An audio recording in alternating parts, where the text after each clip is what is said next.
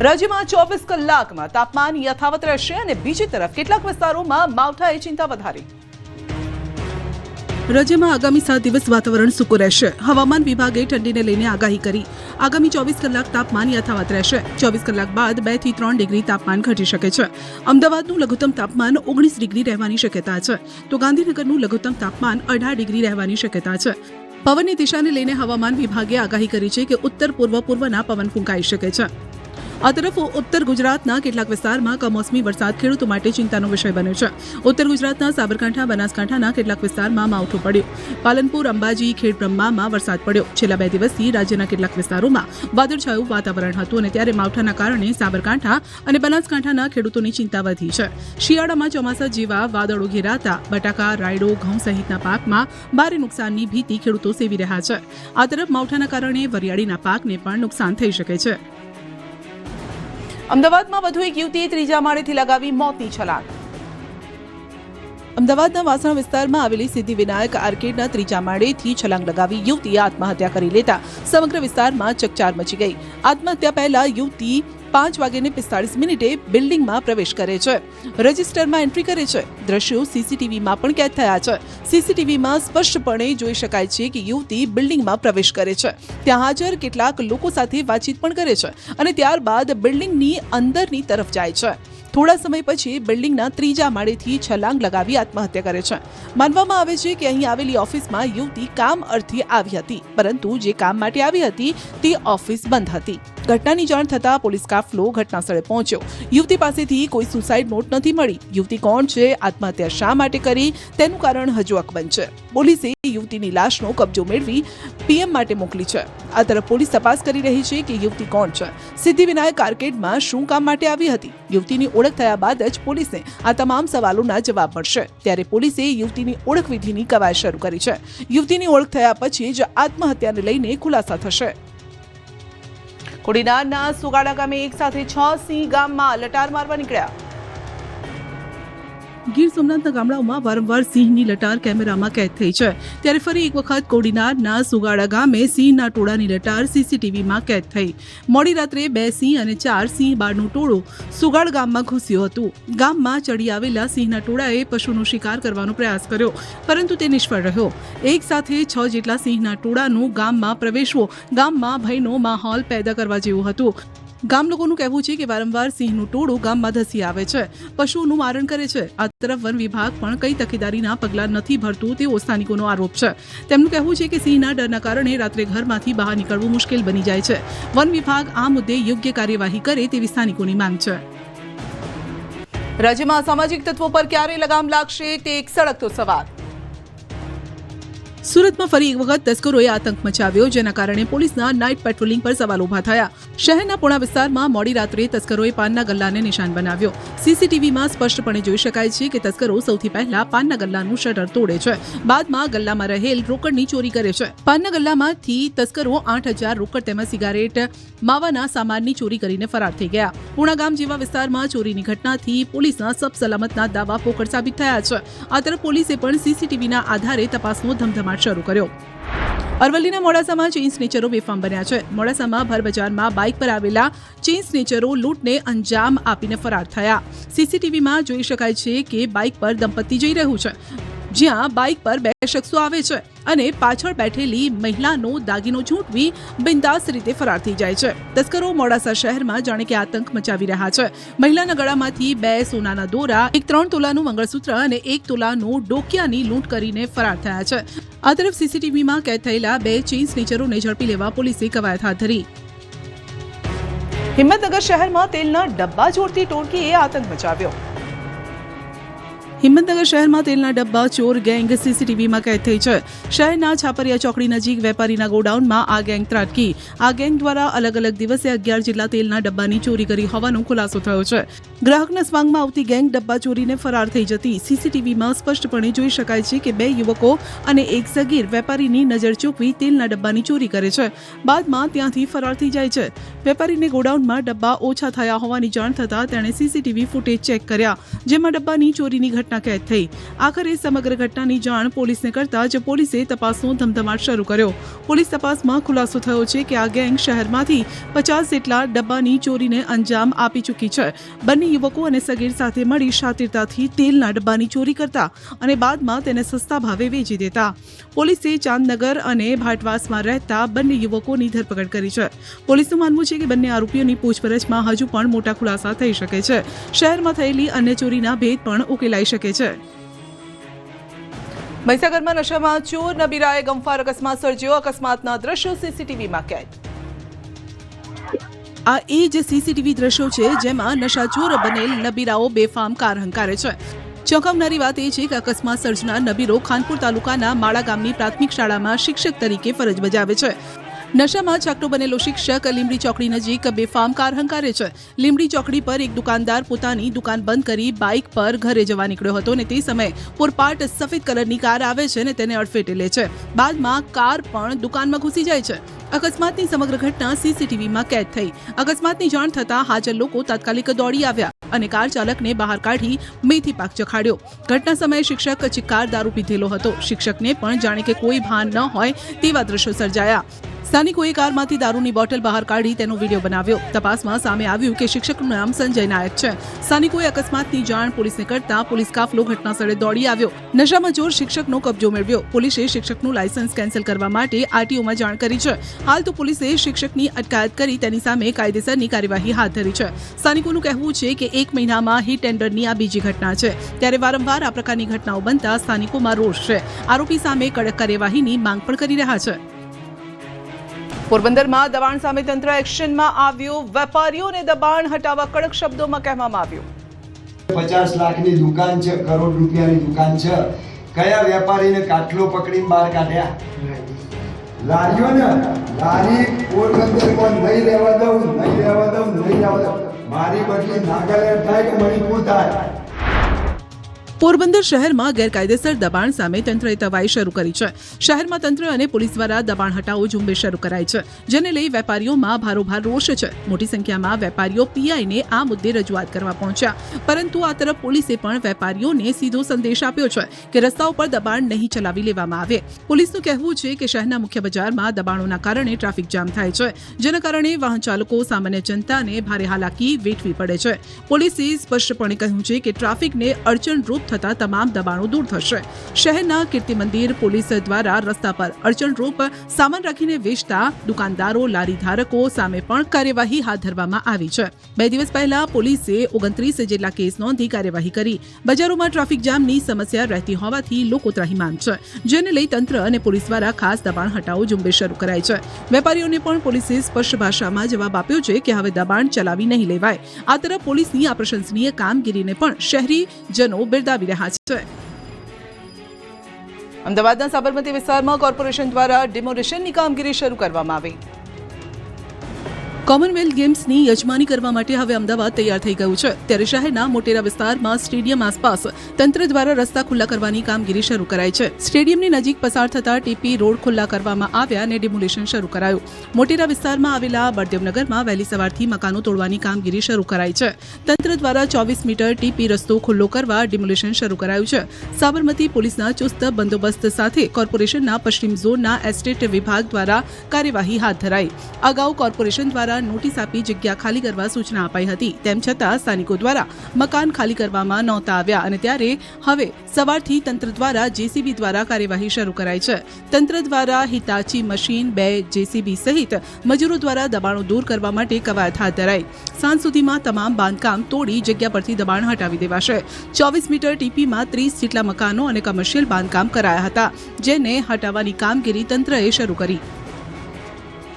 Commonwealth games માટે અમદાવાદ તૈયાર છે અને ત્યારે હવે ગગનચુંબી ઇમારતોના નિર્ણયથી વિશ્વકક્ષાની ઓળખ પણ બનાવી રહ્યું છે. અમદાવાદ કોમનવેલ્થ ગેમ્સ 2030ની યજમાની સાથે વૈશ્વિક રમતગમતનું કેન્દ્ર બનવાની સાથે હવે ગગનચુંબી ઇમારતોના નિર્માણ સાથે વિશ્વકક્ષાની ઓળખ અમદાવાદ બનાવી રહ્યું છે. અમદાવાદ શહેર વિકાસની હરણફાળ ભરી રહ્યું છે. વર્લ્ડ ક્લાસ લેવલની ગગનચુંબી ઇમારતો પણ અમદાવાદમાં આજે આકાર લઈ રહી છે. અમદાવાદ મ્યુનિસિપલ કોર્પોરેશન દ્વારા છેલ્લા 2 વર્ષમાં 29 માળથી લઈ અને 41 માળ સુધીના 17 હાઈરાઇઝ પ્રોજેક્ટને મંજૂરી આપવામાં આવી છે. આ પ્રોજેક્ટમાં 8 રહેણાંક, 8 કમર્શિયલ અને 1 સંયુક્ત એટલે કે રહેણાંક અને કમર્શિયલ ઇમારતનો સમાવેશ થાય છે. આ ઝડપી નિર્માણ શહેરને સ્કાયલાઇન સિટી બનાવશે, જે અમદાવાદની આર્થિક અને સામાજિક પ્રગતિમાં મહત્વનો ભાગ ભજવીને તેને વૈશ્વિક સ્તરે નવી ઓળખ અપાવશે. એક પછી એક હાઈરાઇઝ બિલ્ડિંગની મંજૂરી અને નિર્માણથી અમદાવાદ શહેર સ્કાયલાઇન સિટી બને તો નવાઈ નહીં. અમદાવાદનું ભવિષ્ય હાઈરાઇઝ પ્રોજેક્ટ અમદાવાદની આર્થિક અને સામાજિક પ્રગતિમાં મહત્વનો ભાગ ભજવશે. આ વિકાસશીલ વિસ્તારો વધુ વિકસિત અને સમૃદ્ધિના કેન્દ્ર બનશે, જે 544 ચોરસ કિલોમીટરમાં ફેલાયેલા અમદાવાદને વૈશ્વિક સ્તરે નવી ઓળખ અપાવશે. રાજકોટ રેલવે સ્ટેશન પરથી બાળકીનું અપહરણ, 1.5 વર્ષની માસૂમ બાળકીનું અપહરણ. બાળકીની માતા મોબાઈલમાં વ્યસ્ત હતી અને ત્યારે જ 3 અજાણ્યા શખ્સો બાળકીને ઉઠાવી ગયા. બાળકીનું અપહરણ કરી દ્વારકા તરફ ભાગી ગયા હોવાનું સામે આવ્યું છે. રેલવે પોલીસે હરકતમાં આવી છે અને શોધખોળ હાથ ધરી છે. દ્વારકા પહોંચેલા આ 3 આરોપીઓએ એક સ્થાનિક હોટલમાં આશરો લીધો હોવાની બાતમી પણ મળી અને બાતમીના આધારે દ્વારકા એલસીબીએ ઓપરેશન પાર પાડ્યું. દ્વારકા એલસીબીએ ગણતરીના કલાકોમાં જ ગોમટાના ભાઈ બહેન સહિત 3 આરોપીઓની ધરપકડ કરી છે. દ્વારકા એલસીબીએ બાળકીને સહી સલામત છોડાવી લીધી છે. 3ને વધુ કાર્યવાહી માટે રાજકોટ રેલવે પોલીસને સોંપવામાં આવ્યા. દ્વારકા રેલવે સ્ટેશન બહારના સીસીટીવી ફૂટેજ પણ સામે આવ્યા.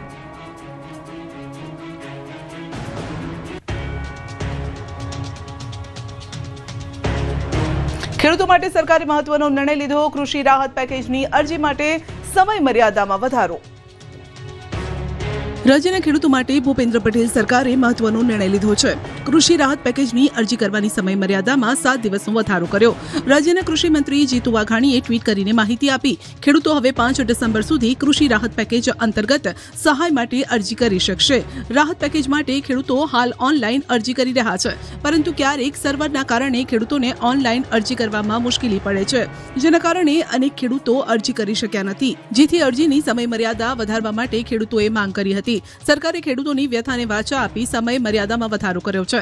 મહત્વનું છે કે દિવાળી બાદ રાજ્યમાં પડેલા માવઠાના કારણે સૌરાષ્ટ્ર, મધ્ય ગુજરાત સહિત રાજ્યના અનેક વિસ્તારોમાં ખેડૂતોને મોટા પાયે નુકસાન થયું હતું. મગફળી, કપાસ, ડાંગર સહિતના પાક માવઠાના કારણે ધોવાયા હતા. ત્યારે સરકારે ઐતિહાસિક 10,000 કરોડના કૃષિ રાહત પેકેજની જાહેરાત કરી ખેડૂતોને નુકસાનનું વળતર આપવાનો નિર્ણય કર્યો છે. સરકારે અપીલ કરી છે કે જે પણ ખેડૂતોને અરજી કરવાની બાકી હોય તેવા તમામ નુકસાનગ્રસ્ત વિસ્તારના ખેડૂતો આગામી 7 દિવસમાં પોતાની ઓનલાઈન અરજી કરે, જેથી તેમને સમયસર યોગ્ય વળતર મળી શકે. છોટાઉદેપુરમાં ખાતરની અછતને લઈને ખેડૂતો લાઇનમાં ઊભા રહ્યા. રાજ્યમાં હાલ ખેડૂતોની રવિ સિઝનની વાવણી ચાલી રહી છે, પરંતુ ખાતરની અછતના કારણે ખેડૂતો મુશ્કેલીમાં છે. છોટાઉદેપુર જિલ્લામાં છેલ્લા ઘણા દિવસથી ખાતરની અછતના કારણે ખેડૂતોની ચિંતા વધી છે. છોટાઉદેપુરના રંગપુરમાં વહેલી સવારથી જ ખાતર ડેપો પર ખેડૂતો ખાતર માટે લાઇનમાં ઊભા રહે છે. આ દ્રશ્યો રંગપુરમાં આવેલી સહકારી મંડળીના છે, જ્યાં વહેલી સવારથી ખેડૂતો લાઇનમાં ઊભા છે અને જિલ્લામાં ખાતરની અછત સર્જાતા ખેડૂતોને રવિ પાકની વાવણીમાં મુશ્કેલી પડી રહી છે. હાલ છોટાઉદેપુર જિલ્લામાં મકાઈનું વાવેતર ચાલી રહ્યું છે અને જેના માટે ખેડૂતોને યુરિયા ખાતરની વધારે માત્રામાં જરૂર પડે છે, પરંતુ સમયસર પૂરતું ખાતર ન મળતા ખેડૂતોમાં ભારોભાર રોષ છે. વાવણી સમયે જ યુરિયા ખાતરની અછતથી ખેડૂતોમાં આક્રોશ છે. ખેડૂતોનો આરોપ છે કે ખાતરની ભાગ્યે જ એક ગાડી આવે છે, જેના કારણે પૂરતા પ્રમાણમાં ખાતર નથી મળતું. દરરોજ વહેલી સવારથી ખાતર ડેપો બહાર લાઇનમાં ઊભા રહેવું પડે છે, ધક્કા ખાઈને પરત ફરવું પડે છે, જેના કારણે ખેતીવાડીના અન્ય કામ પણ નથી થઈ શકતા. ખેડૂતોની માંગ છે કે સરકાર ઝડપથી પૂરતા ખાતરની વ્યવસ્થા કરે, જેથી ખેડૂતોને રવિ પાકની સિઝન સારી રહે અને ઉત્પાદન સારું મળે. દિવાળી બાદ પડેલા માવઠાના કારણે સુરત જિલ્લામાં ડાંગરના ખેડૂતોને મોટું નુકસાન થયું છે. સુરત જિલ્લામાં ડાંગરનું મોટા પ્રમાણમાં વાવેતર કરવામાં આવે છે, પરંતુ આ વર્ષે દિવાળી બાદ પડેલા માવઠાના કારણે ખેડૂતોની મહેનત પર પાણી ફરી વળ્યું. કમોસમી વરસાદના કારણે દક્ષિણ ગુજરાતમાં ડાંગરના પાકને વ્યાપક પ્રમાણમાં નુકસાન થયું, જેના કારણે ખેડૂતોને આર્થિક નુકસાન વેઠવાનો વારો આવ્યો. એક અંદાજ પ્રમાણે માત્ર સુરત જિલ્લામાં ડાંગરના ઉત્પાદનમાં 2 લાખથી વધુ બોરીનો ઘટાડો થયો છે. ચાલુ વર્ષે સુરત જિલ્લામાં અંદાજે 40,000 હેક્ટરમાં ડાંગરનું વાવેતર થયું હતું. ઓલપાડ, જહાંગીરપુરાની જીનમાં દર વર્ષે આવતી 11 લાખ ગુણોના બદલે આ વખતે માત્ર 9 લાખ ગુણ જ આવી છે. ખેડૂતોને 30 કરોડનો નુકસાનનો ફટકો પડ્યો છે। ગત વર્ષ કરતાં આ વર્ષે ડાંગરના વાવેતરમાં વધારો નોંધાયો છે। ગત વર્ષે 24,000 હેક્ટરમાં ડાંગરની વાવણી કરાઈ હતી। આ વર્ષે વધીને વાવેતર 28,000 હેક્ટર સુધી પહોંચ્યું, પરંતુ ડાંગરનો પાક કાપણી કરવાની શરૂઆત થઈ હતી તે વખતે જ કમોસમી વરસાદ વરસ્યો અને ડાંગર પલળી ગઈ। કેટલાક ખેતરમાં ડાંગરની પડેલી ગુણો પણ પલળી ગઈ હતી। આ તરફ ખેડૂતોએ લણેલી ડાંગર રોડ પર સૂકવવી પડી, પરંતુ કમોસમી વરસાદના કારણે આ ડાંગર પણ વરસાદી પાણીમાં તણાઈ ગઈ હતી। આ તરફ દ્વારકા જિલ્લામાં શિયાળુ પાકના વાવેતર માટે ખેડૂતો સિંચાઈના પાણીની માંગ કરી રહ્યા છે। દ્વારકા જિલ્લામાં શિયાળુ પાકનું વાવેતર શરૂ થઈ ગયું છે, પરંતુ ખેડૂતો સિંચાઈના પાણીને લઈને મુશ્કેલીમાં છે। ખંભાળિયા તાલુકાના ગ્રામ્ય વિસ્તારમાં કેનાલ મારફતે પાણી છોડવાની ખેડૂતોની માંગ છે। ઘી ડેમમાંથી દર શિયાળુ સિઝનમાં કેનાલ મારફતે પાણી છોડાય છે, પરંતુ આ સિઝનમાં તંત્ર દ્વારા કેનાલની સાફ સફાઈ અધૂરી હોવાથી હજુ પાણી છોડવામાં આવ્યું નથી। જો વહેલી તકે કેનાલમાંથી પાણી છોડવામાં આવે તો રવિ પાકને સારો ફાયદો મળશે। કૂવા અને બોરમાં પાણીનો સ્ટોક પણ જળવાઈ રહેશે, જેથી આગળના દિવસોમાં પાણીની અછત ઊભી ન થાય। ખેડૂતોનું કહેવું છે કે જો કેનાલમાં પાણી છોડાશે તો ખંભાળિયા તાલુકાના રામનગર, હર્ષદપુર, કુવાડિયા સહિત 6 થી 7 ગામોને ફાયદો થશે। ત્યારે ડેમમાંથી વહેલી તકે પાણી છોડવા ખેડૂતો સામે ગુહાર લગાવી રહ્યા છે। દાહોદના ગરબાડા વિસ્તારમાં આઝાદીના 75 વર્ષ બાદ પણ પાણી માટે લોકો વલખા મારી રહ્યા છે। सरकार पाए मांग से हमने पानी नो बहुत तकलीफ पड़े से तेवा हम सोकरा लईने हमें पानी माईथी पानी लावी छे। દાહોદનો અંતરિયાળ વિસ્તાર ધરાવતો ગરબાડા તાલુકો, જ્યાં આઝાદીના 75 વર્ષ બાદ પણ લોકોને પાણી માટે વલખા મારવા પડી રહ્યા છે। આજે પણ લોકો પીવાના પાણીની સમસ્યાને લઈને હાલાકી ભોગવી રહ્યા છે। સરકાર નલ સે જલ યોજનાની વાતો કરી રહી છે, પરંતુ ગરબાડા તાલુકામાં આજે પણ લોકોના ઘર સુધી પાણી નથી પહોંચ્યું। સિમલિયા બુજર્ગ ગામમાં નલ સે જલ યોજના અંતર્ગત લાખો રૂપિયાનો ખર્ચ કરાયો, પરંતુ હજુ પણ ગામના લોકોના ઘરે પાણી નથી આવતું। લોકોને પીવાના પાણી માટે દૂર સુધી પોતાના બાળકોને સાથે લઈને જવું પડે છે, જેના કારણે બાળકોના શિક્ષણ કાર્ય પર અસર પડે છે। સ્થિતિ એવી છે કે ગ્રામજનોને તળાવના પાણીમાં ઉતરી અંદરના કૂવામાંથી પાણી ભરવું પડે છે। આ તરફ તંત્રનો દાવો છે કે આ પંથકમાં યોજના અંતર્ગત 70% કામ પૂર્ણ થયા છે। આગામી ટૂંક સમયમાં તમામ કામ પૂર્ણ થશે। સ્થાનિકોનો આરોપ છે કે કેટલાક વિસ્તારમાં યોજના અંતર્ગત નળ નાખવામાં આવ્યા છે, જ્યારે કે મોટાભાગના વિસ્તારોમાં કામ અધૂરું છે। જે કામ કરવામાં આવ્યું છે તેમાં પણ ભ્રષ્ટાચાર છે। સ્થાનિકોનું કહેવું છે કે તાત્કાલિક કામ પૂર્ણ કરવામાં આવે, જેથી તેમની પીવાના પાણીની સમસ્યાથી તેમને છુટકારો મળે। આ વખતે ગીરની કેસર કેરીનો સ્વાદ તમને મોડો ચાખવા મળી શકે છે। ગીરની પ્રખ્યાત કેસર કેરીની સિઝન આ વર્ષે મોડી શરૂ થાય તેવી શક્યતાઓ છે। સુરત પંથકમાં ક્લાઇમેટ ચેન્જના કારણે આંબાઓમાં ફ્લાવરિંગ નથી થયું। બીજી તરફ કુદરતનું કરિશ્મા હોય તે રીતે માલણકાના એકમાત્ર ખેડૂતના આંબાના બગીચામાં ફ્લાવરિંગ આવવાનું શરૂ થયું છે। આશ્ચર્યની વાત એ છે કે જૂનાગઢ જિલ્લાના મેંદરડા તાલુકાના માલણકા ગામના એક ખેડૂતના બગીચામાં ફ્લાવરિંગ શરૂ થયું છે।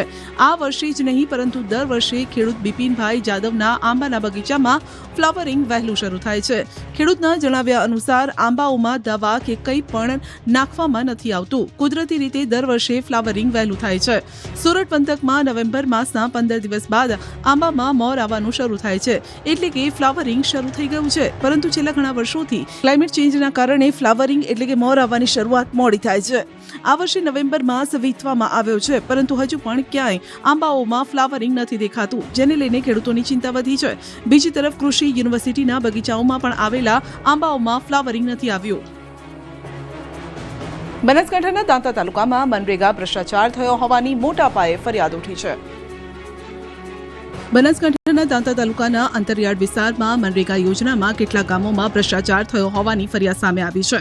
આવા ઘણા નાના ગામોમાં મનરેગાની કામગીરીના નાણાં શ્રમિકોને મળ્યા ન હોવાની ફરિયાદ ઉઠી છે, જેથી ન્યૂઝ 18 ગુજરાતીની ટીમે દાંતા તાલુકાના કેટલાક ગામોની મુલાકાત લીધી, જ્યાં શ્રમિકો સાથે વાતચીત કરતા અમને કેટલાક તથ્યો જાણવા મળ્યા। શ્રમિકોના જણાવ્યા મુજબ તેમને રાષ્ટ્રીયકૃત બેંકોમાં નહીં, પરંતુ એરટેલ અને ફીનો જેવી બેંકમાં ખાતા ખોલાવવાની ફરજ પાડી હતી। સ્થાનિકોનો આરોપ છે કે અહીં નાની બેંકમાં ખોલવામાં આવેલા ખાતા પાછળ ક્યાંક અધિકારીઓની મિલીભગત ઉડીને આંખે વળગે છે। એટલું જ નહીં, મનરેગા યોજનાના ગ્રામ રોજગાર સેવક મહેશ સરગરા પર આક્ષેપ લાગ્યા છે કે તેઓ સમજાવટ માટે કેટલાક કર્મચારીઓ સાથે શ્રમિકોના ઘરે ગયા હતા। જો કે મહેશ સરગરાએ આ આરોપોને નકારી કાઢ્યા છે અને કહી રહ્યા છે કે તેઓ અન્ય કામગીરી માટે શ્રમિકો પાસે ગયા હતા। આ સમગ્ર મામલે અમારી ટીમે મનરેગા કામગીરીના અધિકારીનો શ્રમિકોનો સંપર્ક કર્યો. અમે જ્યારે તેમને શ્રમિકોના બાકી નાણાં અંગે સવાલ કર્યા તો તેમણે કબૂલાત કરી કે શ્રમિકોના નાણાં ચોક્કસપણે બાકી છે. તેમણે છેલ્લા 2 મહિનાની ગ્રાન્ટ ન આવી હોવાનું જણાવ્યું. આમ સમગ્ર ભ્રષ્ટાચારની ઘટનાનો કળશ પોતાના પરથી હટાવવાનો પ્રયત્ન કરતા હોય તેવો ભાસ થયો. સુરતમાં નવાગામ ડિંડોલીની 9 સોસાયટીમાંથી રિઝર્વેશન હટાવવાની માંગ ઉઠી.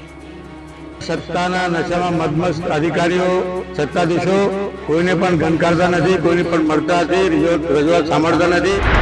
સુરતના ડિંડોલી વિસ્તારમાં પ્રાથમિક સુવિધાને લઈ લોકોનો આક્રોશ આસમાને પહોંચ્યો છે.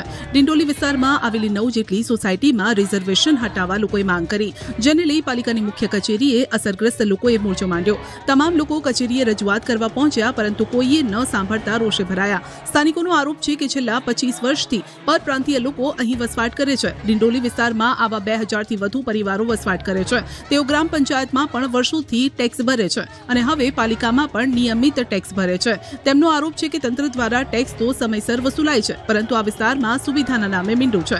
કોઈ જ પ્રાથમિક સુવિધાઓ નથી. અહીંના લોકો છેલ્લા ઘણા સમયથી પ્રાથમિક સુવિધાઓથી વંચિત છે. સ્થાનિકોનો આરોપ છે કે તંત્ર દ્વારા અહીંના મોટા બિલ્ડરોનો ફાયદો કરાવવામાં આવે છે. રિઝર્વેશન મૂકવામાં આવ્યું છે તો આસપાસના 9 જેટલા વિસ્તારમાં રિઝર્વેશન મૂકવામાં આવ્યા છે, જેને લઈ સ્થાનિકોએ પાલિકા કચેરી ખાતે મોરચો માંડ્યો, જેમની સાથે પૂર્વ ધારાસભ્ય સુરેશ સોનવણે પણ જોડાયા. પૂર્વ કોર્પોરેટરે ચીમકી ઉચ્ચારી છે કે જો સ્થાનિકોને ન્યાય નહીં મળે તો આત્મવિલોપન થશે, જેના માટે તેઓએ તંત્રને 31 ડિસેમ્બર સુધીનું અલ્ટિમેટમ આપ્યું. સાથે માંગણી સ્વીકારવામાં નહીં આવે તો આ મરણાંત ઉપવાસની ચીમકી પણ આપી છે.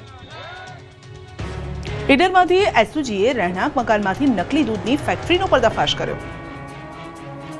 સાબરકાંઠાના ઈડરમાંથી એસઓજીએ બનાવટી દૂધ બનાવતા રેકેટનો પર્દાફાશ કર્યો. પોલીસને બાતમી મળી હતી કે ઈડરના સિંગા ગામે રહેણાંક મકાનમાં બનાવટી દૂધ બનાવવામાં આવી રહ્યું છે. બાતમીના આધારે એસઓજીએ સિંગા ગામે રહેણાંક મકાનમાં દરોડા પાડ્યા, જ્યાંથી પોલીસે અંદાજે 200 લીટર નકલી દૂધનો જથ્થો જપ્ત કર્યો. પોલીસ તપાસમાં ખુલાસો થયો કે આરોપી સોયા ઓઇલ, મેલ્ટોડોક્સિન અને વે પાવડરનું મિશ્રણ કરી નકલી દૂધ બનાવતો.